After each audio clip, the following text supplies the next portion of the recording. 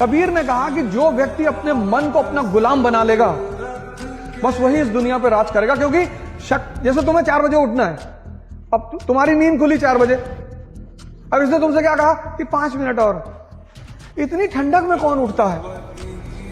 नेहरू जी 11 बजे सो के उठते थे। तुमने एक बात इसकी गौर की, जो काम इसे तुमसे कराना होता है उसके लिए बड़े अच्छे अच्छे एविडेंस देता है।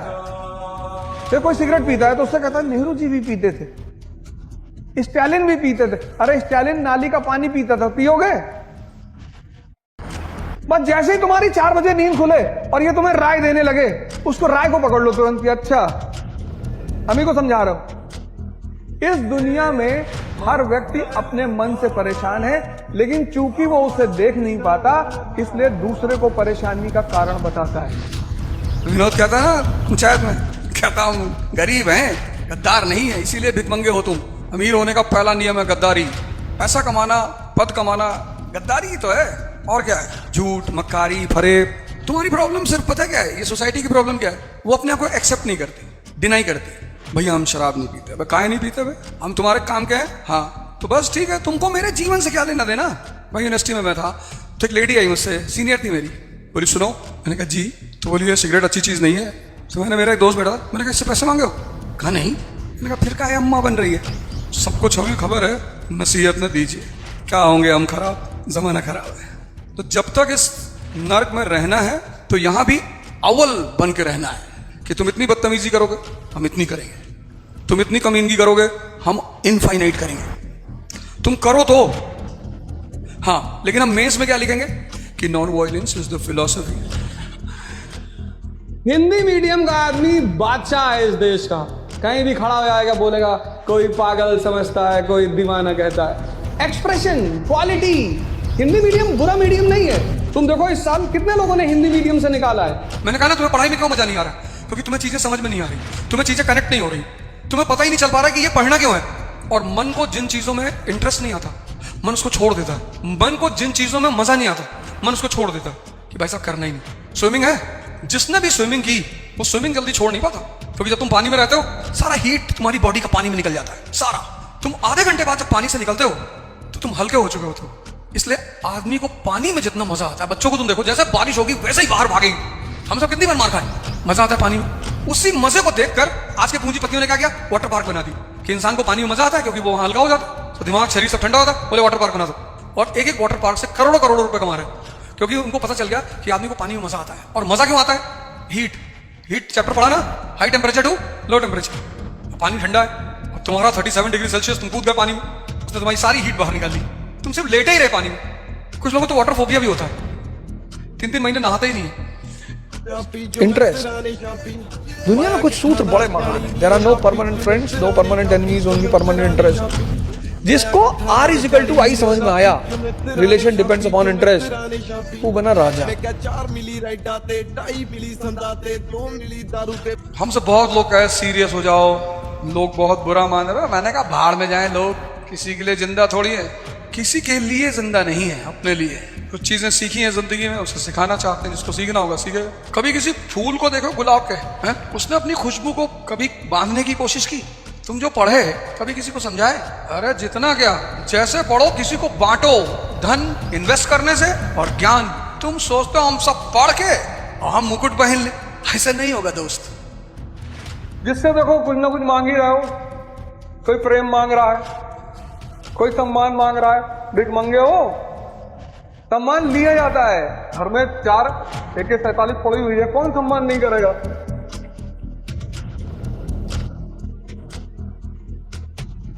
मेहनत तुम क्यों नहीं करते? तुमको मजा नहीं आता। अगर मजा आने लगे फिर तो तुम्हें मेहनत एहसास ही नहीं होगी। मेहनत एहसास ही होती है जब मजा नहीं आता। यार भैया क्रिकेट खेलते थे ना 10th में, कितनी धूप में खेलते थे, धूप पता चलती थी क्यों? क्योंकि मजा आ रहा था। इतने काले हो जाते थे 6 घंटा खेलने के बाद कि अम्मा को 10-20 फैट मारना पड़ता था कि बुखार हो जाएगा, धूप लग जाएगी। कसम खाते थे कि कल से नहीं जाएंगे, फिर पहुंच जाते थे। लेकिन आज कोई कहते कि धूप में खड़े होकर पढ़ लो, तो पढ़ोगे नहीं क्योंकि मजा नहीं आ रहा है। कितने मिडिल क्लास के लड़के हैं जिनके पास कोई ऑप्शन नहीं है जीवन में।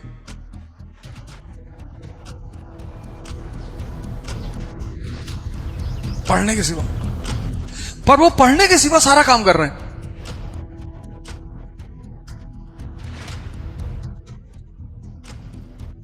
कुछ लोगों को पता है कि मेरे फादर एक लिमिट के बाद नहीं मुझे असिस्ट कर सकते, नहीं मुझे हेल्प कर सकते।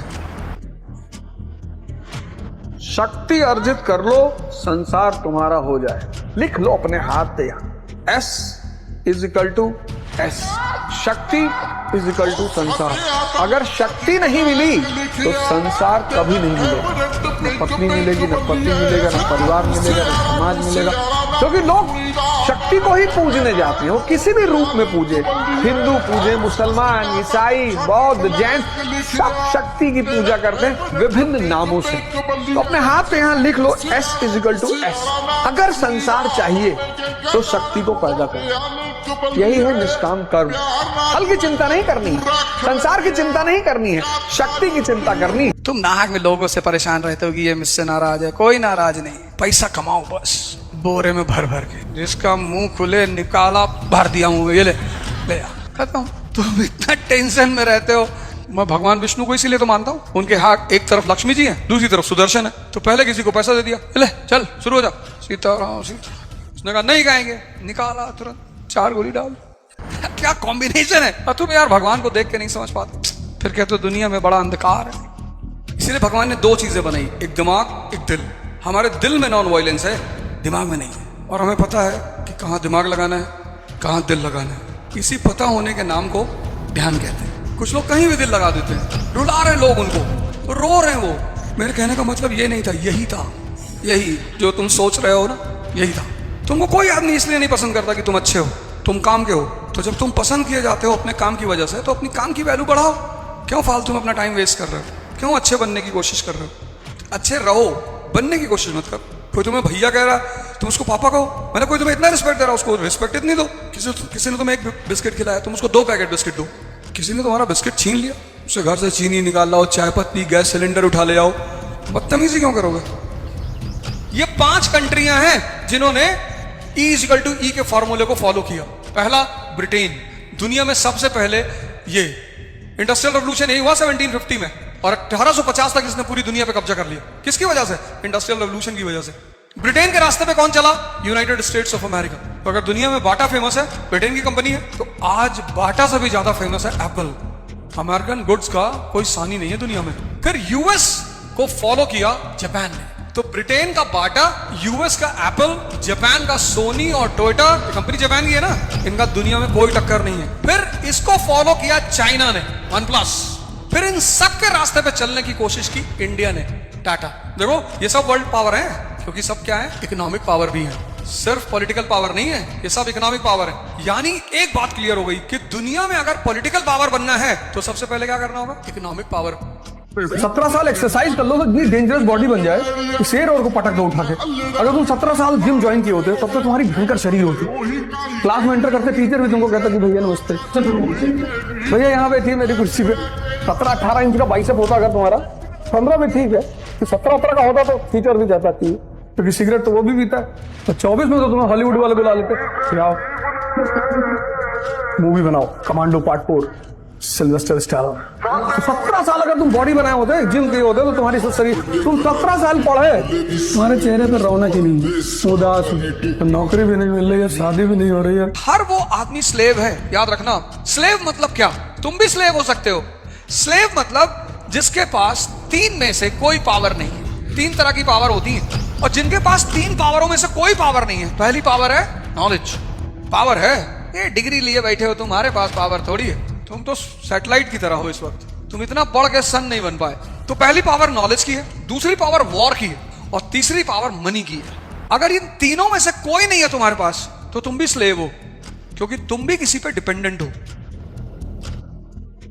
जब भी तुम त्याग करोगे और साधना करोगे तो बदले में कोई बड़ी चीज मिलेगी। ये नियम है, और इस नियम का कोई अपवाद नहीं है।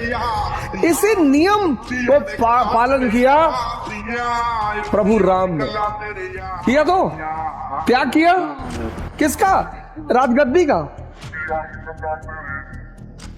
लेकिन ऐसा नहीं त्याग करके चले गए कि अब कभी नहीं आएंगे, हम राजा नहीं बनेंगे, कभी गद्दी पर नहीं बैठेंगे। ना ना ना ना, त्याग किया, 14 साल के लिए चले गए, साधना की। तुम यार इस उम्र में डरते हो, मतलब हमारे लिए सबसे दुख की बात ये नहीं है। तुम अगर मैं बुजुर्गों को पढ़ा रहा होता 70 साल के आदमी को, तो मैं सोचता चलो यार कोई बात, आप क्या लड़ेंगे बेचारे, हार्मोन ही खत्म हो गया। और तुम इस उम्र में डर रहे हो। ये उम्र हाँ कॉन्शियस होने की उम्र है। अगर पर डे क्लास करके कॉन्फिडेंस नहीं बढ़ रहा तो क्लास गलत है, तो फिर सही डायरेक्शन में तुमको क्लास ले नहीं जा रही। तो 4 चीज अपनी डायरी में नोट कर लो: अंडरस्टैंडिंग, स्टडीइंग, प्रिपरेशन, पर्सनैलिटी। इन चारों चीजों पे काम करना है। अंडरस्टैंडिंग मतलब जो भी हम पढ़ रहे हैं ना उसे समझना है। स्ट्रैटेजी बनानी है हर हफ्ते की कि इस हफ्ते में मुझे क्या खत्म करना है। चपरासी को डायरी की कोई जरूरत ही नहीं, उसको कोई काम ही नहीं है। वो बाहर कुर्सी लगा के बैठा है, साहब है तो अगर मिल गया तो है और नहीं मिला तो नहीं है। लेकिन वो जो अंदर साहब बैठा है उसकी 40 मीटिंग है, उसको डायरी की जरूरत है। तुमको डायरी की जरूरत है, तुम साहब लोग हो। तुम्हारी एक पर्सनल डायरी होनी चाहिए जिसमें तुम अपने दिन भर का रूटीन लिखोगे। 6 घंटे पढ़ना है, 4 घंटे डिस्कशन करना है, मूवी देखने जाना है। मूवी भी देखना है यार, ऐसे थोड़ा कि नहीं देखना है, एकदम देखना है। भगवान शंकर कौन? जो दूसरे का जहर पी ले, जो दूसरे का कष्ट हर ले। भाई कोई परेशानी है, आपने उसकी परेशानी में अपनी भूमिका निभा दी, आप उसके लिए भगवान ही हो गए। किसी को आपने मुसीबत से निकाला, आप उसके लिए भगवान नहीं हुए। इसलिए मैं तुमसे कहता हूं दिमाग पर ध्यान दो।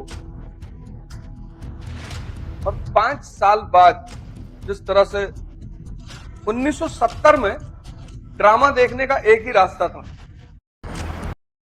Picture hall.